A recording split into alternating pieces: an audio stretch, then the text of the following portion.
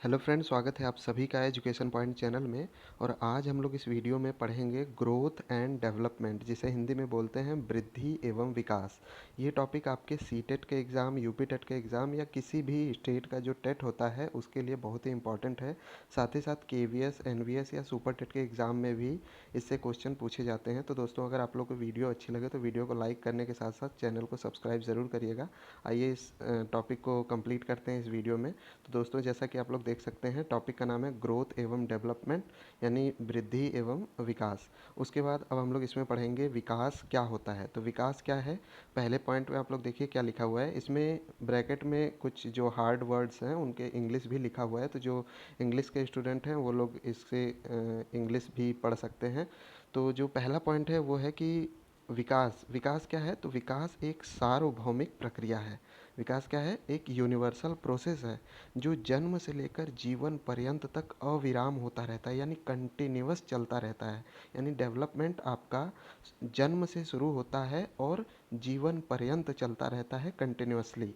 और second point उसके बाद आइए, सेकंड पॉइंट में लिखा है कि विकास केवल शारीरिक वृद्धि की ओर ही संकेत नहीं करता, बल्कि इसके अंतर्गत वे सभी शारीरिक, मानसिक, सामाजिक और संवेगात्मक यानी फिजिकल, मेंटल, सोशल और इमोशनल परिवर्तन सम्मिलित रहते हैं जो गर्भकाल से लेकर मृत्यु पर्यंत तक निरंतर प्राणी में प्रकट होते रहते हैं। यानी कहने का क्या मतलब है कि जो डेवलपमेंट होता है, यानी जो विकास होता है, वो सिर्फ और सिर्फ आपका शारीरिक वृद्धि नहीं है कि आपकी हाइट बढ़ गई, वेट बढ़ गया। सिर्फ इतने से ही विकास का तात्पर्य नहीं होता है, बल्कि विकास यानी डेवलपमेंट का तात्पर्य आपके शारीरिक, सामाजिक, मानसिक, संवेगात्मक सभी कुछ जो विकसित होता है वो सब कुछ विकास के अंतर्गत आता है। और वो आपका विकास गर्भकाल से लेकर मृत्यु पर्यंत तक, यानी जब तक एक शैशवावस्था से लेकर शैशवावस्था से भी पहले यानी गर्भावस्था से ही आपका विकास शुरू हो जाता है, और जब मृत्यु हो जाती है तब तक वो विकास का क्रम चलता रहता है। उसके बाद तीसरे पॉइंट में देखिए, तीसरे पॉइंट में लिखा है कि विकास जो होता है वो गुणात्मक एवं मात्रात्मक दोनों प्रकार का होता है, यानी एक क्वालिटेटिव और क्वांटिटेटिव दोनों प्रकार का होता है विकास। ठीक है। उसके बाद अब हम लोग पढ़ते हैं कि वृद्धि क्या होती है। तो वृद्धि में दोस्तों देखिए लिखा हुआ है कि पहला पॉइंट, वृद्धि केवल शारीरिक पहलुओं को संदर्भित करती है, यानी कि सिर्फ और सिर्फ फिजिकल एस्पेक्ट्स को ही ग्रोथ में यानी वृद्धि में देखा जाता है। यानी वृद्धि क्या है, सिर्फ और सिर्फ फिजिकल एस्पेक्ट्स यानी कि शारीरिक पहलुओं को संदर्भित करता है। दूसरा पॉइंट है कि वृद्धि केवल मात्रात्मक होती है। वृद्धि क्या होती है, गुणात्मक नहीं होती है, सिर्फ और सिर्फ मात्रात्मक होती है। और जो विकास था वो गुणात्मक और मात्रात्मक दोनों था, और वृद्धि केवल और केवल मात्रात्मक है, यानी कि क्वांटिटेटिव होती है। ठीक है। तीसरा पॉइंट लिखा है कि वृद्धि का मापन किया जा सकता है। वृद्धि को मेज़र किया जा सकता है। आप लोग वृद्धि को माप सकते हैं, यानी कोई भी बच्चा है, पहले वो 110 सेंटीमीटर का था, आज की डेट में वो 150 सेंटीमीटर का हो गया, यानी लगभग 5 फुट का हो गया। तो ये चीज़ आप उसको मेज़र कर सकते हैं, यानी वृद्धि को माप सकते हैं, किसी का वेट, किसी की हाइट, इसको माप सकते हैं। इसके साथ ही साथ चौथा पॉइंट जो लिखा है कि वृद्धि जीवन पर्यंत नहीं चलती है। तो दोस्तों, आपने विकास में क्या देखा था कि विकास जीवन पर्यंत चलता रहता है। विकास जन्म के पहले से ही यानी गर्भावस्था से ही शुरू हो जाता है और मृत्यु पर्यंत तक विकास चलता रहता है। लेकिन वृद्धि क्या है, वो जीवन पर्यंत नहीं चलती है। एक निश्चित काल के बाद आपकी वृद्धि, आपकी ग्रोथ रुक जाती है। जैसा कि आपने देखा होगा कि एक निश्चित काल के बाद आपकी हाइट बढ़ना कम हो जाती है। तो वृद्धि क्या है, एक निश्चित काल के बाद रुक जाती है, लेकिन विकास जीवन पर्यंत चलता रहता है। ठीक है। अब उसके बाद हम लोग इसमें वृद्धि और विकास के बारे में पढ़ लिया हम लोगों ने कि वृद्धि क्या होती है और विकास क्या होता है। अब विकास के प्रकार, कितने प्रकार के विकास होते हैं, तो यहाँ पे कुछ 6 मुख्य विकास लिखे हुए हैं, विकास के प्रकार। पहला है संज्ञानात्मक विकास, जिसको इंग्लिश में बोलते हैं कॉग्निटिव डेवलपमेंट। कॉग्निटिव डेवलपमेंट यानी संज्ञानात्मक विकास में क्या होता है, ऐसा विकास जो आपके नॉलेज से रिलेटेड हो, आपके ज्ञान से रिलेटेड, जो आपके में किसी भी बच्चे में जो डेवलपमेंट होता है उसे संज्ञानात्मक यानी कॉग्निटिव डेवलपमेंट बोलते हैं। दूसरा है भाषा विकास।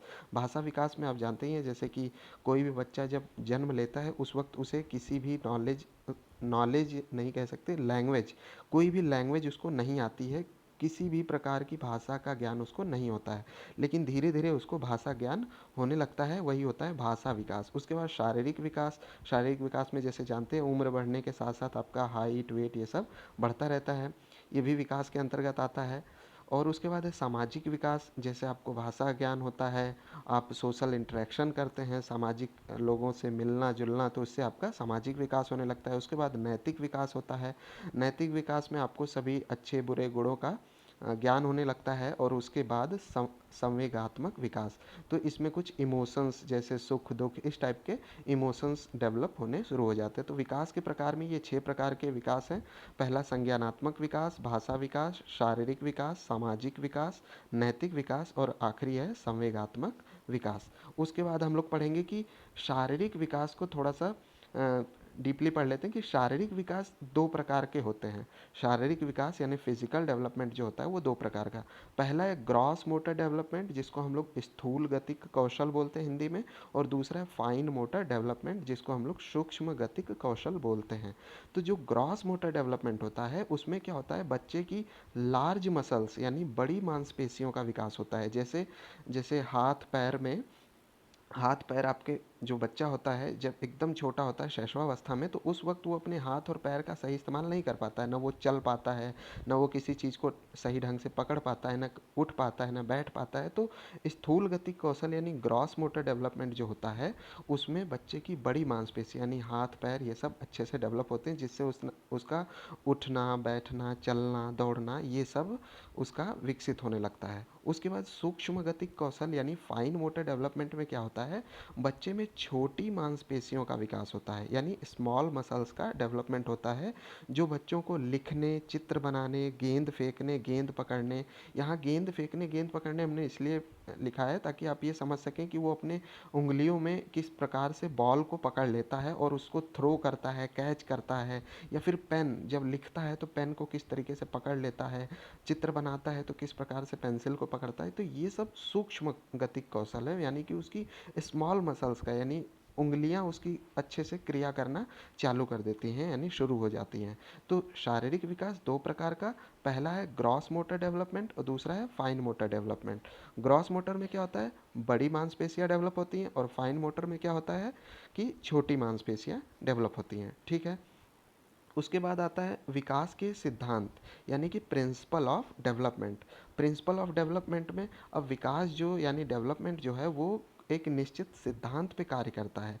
तो पहला पॉइंट जो है विकास के सिद्धांत का, पहला सिद्धांत जो है वो है कि विकास का एक निश्चित प्रतिरूप होता है। प्रतिरूप मतलब एक सर्टेन पैटर्न होता है, यानी development follow a certain pattern. अब कौन कौन से पैटर्न फॉलो करता है डेवलपमेंट, तो पहला है मस्तकाधोमुखी विकास क्रम, जिसको इंग्लिश में बोलते हैं सिफेलोकॉडल डेवलपमेंट सीक्वेंस। यानी ये जो मस्तकाधोमुखी विकास क्रम है ये बच्चे के सिर से पैर की ओर डेवलप होता है, यानी कि सबसे पहले ऊपर से नीचे की ओर, यानी सिर के भाग यानी मस्तिष्क वगैरह पहले विकसित होते हैं, उसके बाद उसके नीचे के क्रम, फिर इस तरीके से बॉडी के निचले पार्ट्स डेवलप होते चले जाते हैं पैर की तरफ। यानी पहला जो है मस्तकाधोमुखी, इसमें सिर से पैर की तरफ यानी सेफेलोकॉडल डेवलपमेंट, और दूसरा है निकट दूर विकास क्रम, जिसको इंग्लिश में बोलते हैं प्रॉक्सिमोडिस्टल डेवलपमेंट सीक्वेंस, यानी केंद्र से दूर की ओर। तो बॉडी का जो सेंट्रल पार्ट होता है केंद्र से दूर की ओर जब डेवलपमेंट होता है तो उसको उसको बोलते हैं निकट दूर विकास क्रम। ठीक है। उसके बाद विकास का जो अगला सिद्धांत है, दूसरा सिद्धांत जो हमने लिखा है वो है कि विकास परिपक्वता और शिक्षण का परिणाम होता है। यानी विकास क्या होता है, मेच्योरेशन और लर्निंग का रिजल्टेंट होता है। ठीक है। जैसे मान लीजिए कि आपका विकास कितना हुआ है, या आप कोई बच्चा है उसको देख के आप कैसे कह सकते हैं कि ये बच्चा विकसित है, आप उससे बात करके ये जान लेते हैं कि ये कितना मेच्योर है, इसके पास कितना ज्ञान है। यानी विकास क्या होता है, एक रिजल्टेंट होता है मेच्योरेशन और लर्निंग का, यानी कि परिपक्वता और शिक्षण का परिणाम होता है विकास। तीसरा पॉइंट जो है, विकास सामान्य से विशेष की ओर होता है। तीसरा जो पॉइंट है उसको देखिए, इंपॉर्टेंट है कि development proceed from general to specific. यानी विकास में क्या होता है कि सबसे पहले बालक के सामान्य गुण विकसित होते हैं, उसके बाद उसके विशेष गुण आते हैं। जैसे शुरुआत में वो अपने हाथ पैरों का इस्तेमाल एकदम छोटी-छोटी चीज़ों के लिए, जैसे चलने के लिए सिर्फ़ कर लेता है, तो ये एक सामान्य गुण होते हैं। या फिर उसके बाद वही पैर दौड़ने के लिए इस्तेमाल होते हैं। यानी अब जैसे हाथ है, हाथ शुरुआत में वो खिलौने सही ढंग से नहीं पकड़ पाता है, लेकिन बाद में वो पेन और पेंसिल अच्छे से पकड़ के लिखना शुरू कर देता है। यानी वो पहले उसके अंदर सामान्य गुण डेवलप हो रहे थे, धीरे धीरे वो विशेष गुण आने लगते हैं। यानी विकास जो है वो सामान्य से विशेष की ओर होता है। यानी तीसरा पॉइंट क्या था कि development proceeds from general to specific. उसके बाद चौथा पॉइंट है कि विकास एक अविराम प्रक्रिया है, यानी कभी न रुकने वाली प्रक्रिया होती है विकास। यानी डेवलपमेंट इज़ कंटिन्यूअस प्रोसेस। यानी डेवलपमेंट क्या है, एक कंटिन्यूअस प्रोसेस है, कभी नहीं रुकता है। ठीक है। उसके बाद अब हम लोग पढ़ेंगे अगला पॉइंट कि विकास को प्रभावित करने वाले कारक। आखिर कौन कौन से फैक्टर्स हैं जो हमारे डेवलपमेंट को प्रभावित करते हैं, किसी भी बच्चे के डेवलपमेंट को प्रभावित करने के कौन कौन से फैक्टर्स होते हैं। तो सबसे पहला फैक्टर है वंशानुक्रम, यानी हेरिडिटी। वंशानुक्रम में क्या होता है कि कुछ तो ऐसे फैक्टर्स होते हैं हर बच्चे में जो उसके माता पिता या फिर उसके जो पूर्वजों से उसके अंदर आते हैं। यानी जन्म के साथ ही उसके अंदर कुछ क्वालिटीज़ उसके अंदर आ जाती हैं, वो भी उसके विकास को प्रभावित करती हैं। यानी ये वंशानुक्रम यानी हेरिडिटी फैक्टर हो जाता है। और दूसरा है वातावरण यानी इन्वायरमेंट। अब ये देखिए बहुत ही इंपॉर्टेंट फैक्टर है इन्वायरमेंट। अब मान लीजिए कोई भी बच्चा है, उसको कैसा इन्वायरमेंट मिला, वो बच्चा अमीर है गरीब है, उसका वहाँ का इन्वायरमेंट कैसा है, उसके आसपास का माहौल कैसा है, उसके नेबरहुड, उसके परिवार का माहौल, उसके जो भी समाज में रहने वाले लोग हैं उसका माहौल उस बच्चे के विकास को प्रभावित करता है। यानी जो दूसरा पॉइंट है वो वातावरण। और तीसरा है रोग। और चौथा आहार। ये रोग और आहार, देखिए जैसे कोई अब छोटा बच्चा है, अगर उसको कोई रोग कोई डिजीज़ से ग्रसित हो जाता है यदि, तो क्या होता है कि उसको उसके विकास में काफ़ी मतलब प्रभाव पड़ता है। जैसे कि अगर वो रोगग्रस्त है तो वो ठीक से आहार भी नहीं लेगा। और यदि चौथा पॉइंट है आहार, अगर वो उसे आहार नहीं मिल पाता है या फिर चाहे किसी भी कारण से आहार नहीं मिल पाता है, या तो रोगग्रस्त होने के कारण वो आहार नहीं ठीक से लेता है, या फिर वो गरीबी के कारण उसको न्यूट्रिशन यानी आहार सही से नहीं मिल पाते, तो किसी भी कारण से उसका विकास जो होता है वो सामान्य बच्चे के कंपैरिजन में वो उस प्रकार से ठीक प्रकार से नहीं हो पाता है और वो उसका विकास वंचित रह जाता है। तो यानी कि विकास को जो प्रभावित करने वाले मुख्य फैक्टर्स थे, मुख्य कारक थे, वो ये थे कि वंशानुक्रम, वातावरण, रोग और आहार। ठीक है। उसके बाद अगली वीडियो में दोस्तों हम लोग पढ़ेंगे कि विकास की विभिन्न अवस्थाएं क्या होती हैं, यानी स्टेजेस कौन कौन से होते हैं, जैसे शैशवावस्था, बाल्यावस्था, किशोरावस्था। तो ये सब हम लोग नेक्स्ट वीडियो में पढ़ेंगे। तो दोस्तों अगर आप लोग को वीडियो समझ में आई हो तो वीडियो को लाइक ज़रूर करिएगा, और साथ ही साथ आपने अगर एजुकेशन पॉइंट चैनल को सब्सक्राइब नहीं किया है तो इस चैनल को सब्सक्राइब करके चैनल से जुड़ जाइए, ताकि आने वाले समय में सभी लेटेस्ट इंपॉर्टेंट वीडियोज़ और C TET, U P TET या फिर टीचिंग एग्ज़ाम से रिलेटेड जो भी वीडियोज़ आएंगे वो आप तक डायरेक्टली ऐसे ही पहुँचती रहें। तो वीडियो देखने के लिए धन्यवाद दोस्तों।